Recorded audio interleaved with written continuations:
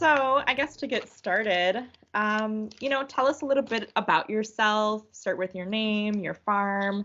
You can go each individually if you want, or jump in, or however you want to start it.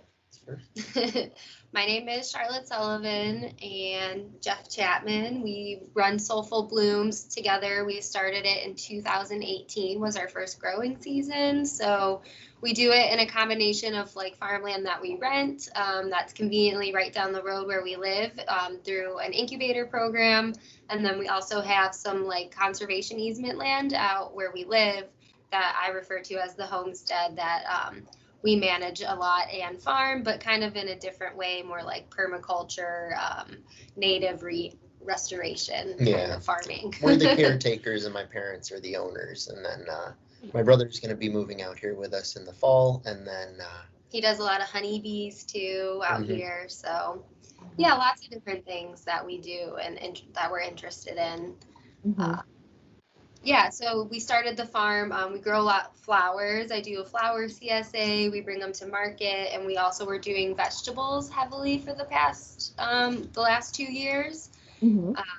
Yeah, we were going to kind of switch our focus this year and try to focus more on the flowers and try to grow more of those and produce them. And then when the whole this pandemic thing started, we've started to shift our focus a little bit because of that. So we still think flowers are still going to be popular this year. We're hoping, just with people wanting to connect and connect to the outdoors and whatnot. And brighten their spirits. Yeah. But we do see like the importance of producing more food to make it more accessible for people right now as well. So how long have you been in this farming business together? Well, we started working out at Prairie Crossing together, which is the farm that we rent land at down the street. And then I guess it was 4 or 5 years ago we met, and then... Yeah, we worked together for like 4 years out there. Yeah. 4 years, and then started farming together 2 years ago. So we've been doing the business. This is going into our 3rd season this year. Oh, that's great. That's great. So, so I guess thinking about, the previous years, is this year, like, how different is this year compared to the past several years? Well, for me, I feel it's been kind of, I'm grateful to kind of have this time because I also work part-time, and that takes a lot of focus off the farm for me. But now, because I haven't been able to work as much or at all in some cases, I've just been we've been able to focus a lot on building the business this year, little side projects that would probably go on the back burner easily just because of like the time that we have. So yeah, but then also I think just trying to work around the whole like social distancing, no contact idea when farmers markets start. That's very different. Yeah, the new regulations we looked over for the farmers markets for our area are they're strict, which are understandable, but it's going to be tough to adapt to that. And we don't like using plastic, but they're basically saying you have to have everything prepackaged and stuff. So yeah, and also go into depth about that a little bit more. So like what changes are they making at the farmers market specifically for flowers? So even they're encouraging a lot of like pre-order stuff so people can just come and pick it up, not advertising it anymore as like a social gathering event that it has in the past. If you're sick, stay home, encouraging masks, asking people not to use cash unless they don't want change kind of thing. So there's not a lot of cash interactions happening. The display, like he was saying with the plastic, they like want things to they don't want people to be touching and picking up stuff. That will be the vendor's responsibility, but to also have things like wrapped in plastic. Yeah, so it's not being like exposed. So we're going to try and work around that a little bit as far as like how we display it and have it accessible. Because again, I don't want to use a lot of plastic, but. And I think they're discouraging the reusable bags, which is unfortunate, but then also encouraging the use of the plastics and stuff, which is one of the things we were sort of going to try to get away from, but understandable that sometimes safety comes above other things.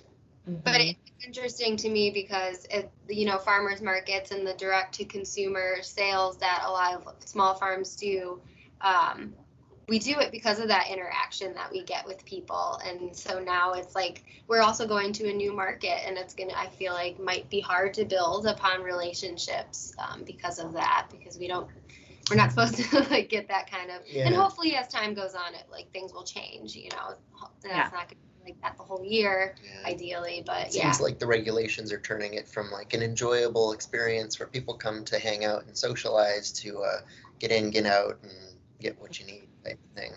Yeah, because that's like, I feel like that's the whole concept of a farmer's market is you take a stroll and you check out all the produce and you get to touch things and you get to interact with your local farmer. And so that's a really interesting concept to think about, because it makes me sad. Yeah, exactly. Diminishing the community aspect of the local farming and farmers markets. Yeah. Is the farmer's market you go to, what is it called? And is it big, or how many people usually come? Yeah, so we're going to a new one, but it's a local one, Libertyville Farmers Market. So it's in the town. We've been to it just as customers before. And it is, it's on like a whole block, and it's fairly big. I would say there's probably, I don't know, maybe around 30 to 50 vendors there. It's hard for me to.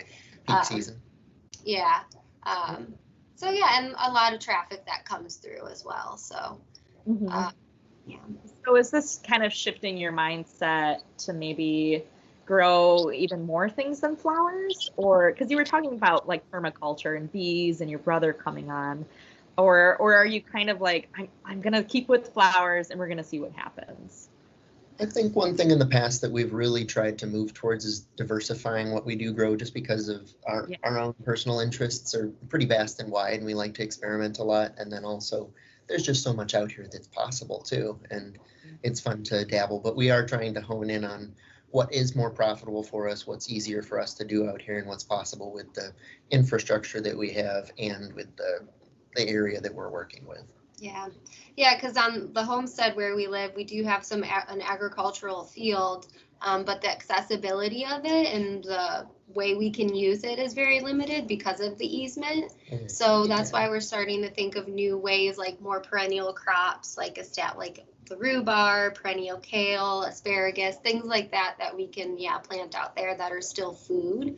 And then also again, like thinking more about doing annual food, or even trying, because we have a big network of farmers, so trying to like connect them together as well, and have like more of that co-op mind, so we don't have to grow everything, because we know people who do grow a lot of it, and trying to bring that to people. Has there been a lot of like collaboration or any like online virtual meetings amongst all of you? Yeah. We've, a lot of the people that we work with at Prairie Crossing, we've been connecting through email, and we have a text group that we chat through if there's anything going on that we all need to know about. And then there's also networks that have like the Idea Network and the Craft Network, and there's a bunch of farming networks that I've seen reaching out and saying like, we know that we can't have our meetings as normal, so we're doing webcasts. And actually the other day I did a webinar on hemp grain. Oh, nice. For grain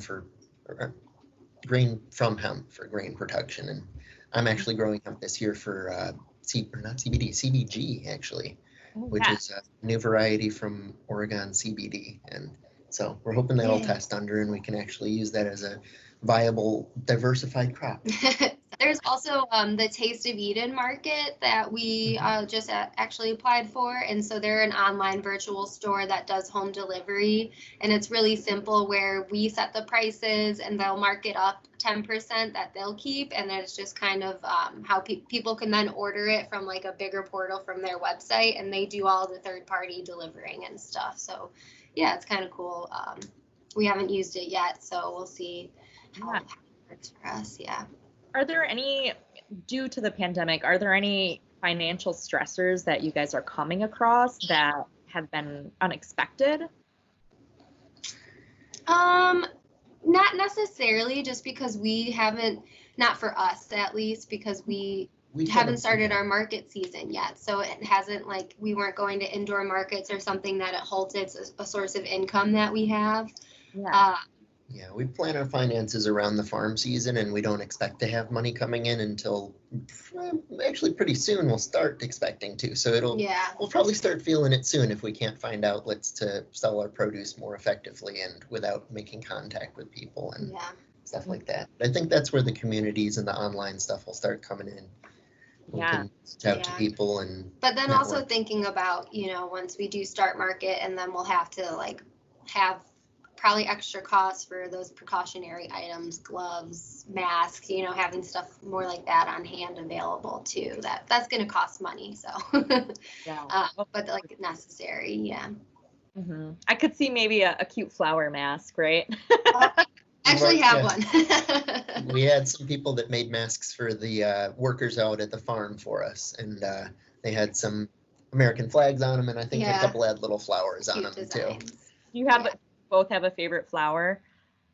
Oh, so hard to pick. There's so many. I mean, for different reasons, dahlias, I have different flowers that I like. But orchids are my favorite, I think, just because then I can say that's the biggest plant family of flowers in the world. So I can say orchid as a blanket statement and have basically any looking type of flower that I wanted.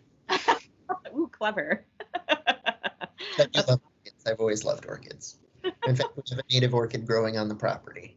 Oh, that's really cool. Yeah, it's really. Like yellow lady slippers. There's a lady slipper. That's the one that's growing out here. It's a white lady slipper actually, with a white sort of cup to the bottom of it. Yeah, it's really small. It's probably it's really small. Yeah. Well, I could send you some pictures if you wanted to afterwards, because I have them. That'd be great. Yeah, aren't those like a species or an environmental indicator species? Like they tell you. Yeah. It means it's a very high quality habitat, actually, and so I'm very proud of that. Well protected. Yeah. I used to work at like a local land trust, and I would monitor some of their easements, and so a few of them had yellow lady slippers. And that's how I learned about all of this. And I just the coolest thing. Yeah, we actually do have a conservation easement on our property. We were one of the first on our road to put it in, and then it sort of followed suit popularity wise, and that's what actually saved a lot of the land around here from being developed or changing. Oh, wow. So yeah, we really appreciate that. And it's hard to work around sometimes, because that way we can't improve or build or change anything. Yeah, it's strict, but for the better. Mm-hmm. Definitely. There's a lot of benefits to it, but then there's definitely like a lot of restrictions depending on, you know, where was your baseline document when you first put it in, and like, what is it? Yeah. What is it? What's the area coined as? So. And the allowances that you write in for it, they're all very unique. Like we're allowed a 1,000-foot structure, but basically nothing else. We're not even allowed to move our burn piles. Oh, wow. Crazy. Yeah. Well, at least you're still able to use it, you know, in a lot of ways. So it's really great. And we're actually improving it too. I've been doing a whole bunch of work on removing some of the black walnuts out here. That actually helps to allow some of the natives to come back in, because the black walnuts will push out with their nasty allelopathic chemicals that don't allow anything else to grow except weeds underneath them. Yeah, we spread a lot of seeds every year and try to plant transplants when we can to perpetuate the native environment. Yeah. Using what we can. And some of the black walnuts I cut down, we sliced into coasters, and we've sold them at the markets and stained them. They're beautiful. So that's awesome too. Mm-hmm. I can imagine.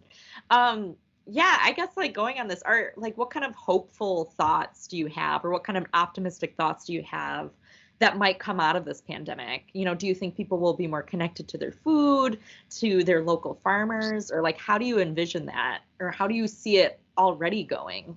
Well, I think already people are starting to recognize how important it is to be able to cook for yourself. And if you can't cook for yourself, then you start to recognize that shortcoming when you can't get to restaurants or go out to eat or have someone else come over and cook for you or something. But yeah. I feel like, because I also work at a local restaurant and brewery, and I feel like there's been a huge, support system there that people want to support them. Like we get good tips and stuff like that, and I'm hoping that will transfer into the food system. I know that like we tried ordering some meat and with our family from local farmers and stuff like that. So I'm hoping, it's almost like we're being forced to provide this convenience of like pre-ordering and delivery and stuff, which I actually think the pre-ordering is very convenient because then it's sold, it's paid for, somebody's, wants it. But so I think, I forgot what I was saying about it. I think also people have a lot more time too, so they're able to focus more of their energy on things that they enjoy. And I think one of the things that Americans enjoy is food. Yeah. And people are really focusing more on getting higher quality food, which it's difficult, especially right now. But once the season starts and local food starts becoming available, I think people are going to start recognizing how immensely different the quality is between a locally grown and a supermarket variety that's been shipped in from California. Oh, yeah. Yeah. That tomato, that. Tomatoes are the poster child for it. Yeah. But I feel like, there's been a lot of like support local and happening in our community. So I feel like it'll have a good effect on the local food system as well. Again, with all the extra conveniences that are kind of being presented to help people. So how can people help you, or what do you want people to know exactly? I would say like when you can, just try and support local, like shop local, opt for a farmer's market, opt for that online resource. I'd say use the time that you have now to build more community if you can. I mean, it's more difficult in this situation, but I think once people are able to actually get back together eventually, they will actually cherish and value it a little bit more. And so it's important to make good connections now so that when we do get back into the swing of it, we don't take it for granted again, maybe. Yeah, and then we have those. Light at the end of the tunnel. Yes. Yeah, well, that's all the questions I had for you, and I'm going to stop recording now, but, thank you so much for letting me interview you, and I really hope that the season continues to provide abundance and profit and positivity. Thank you. Yeah, we appreciate that. We try to get it wherever we can. Yeah.